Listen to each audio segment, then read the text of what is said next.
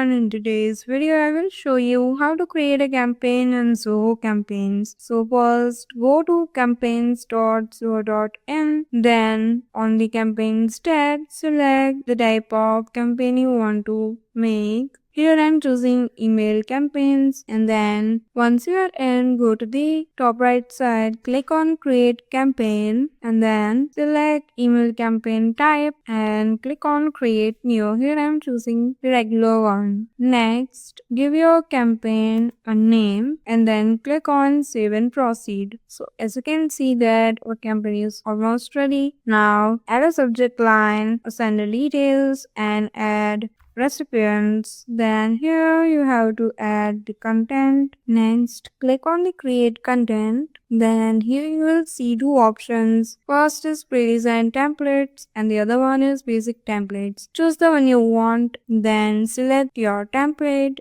according to your need, and if you want to add any elements, layouts or design, in the left hand panel as you can see here, you can add it for free. And once you're done with all of the changes and customization, just click on the preview and test button to preview it, and if you find everything's good, just click on the send test email, and that's it. You have successfully created email campaign in Zoho Campaigns.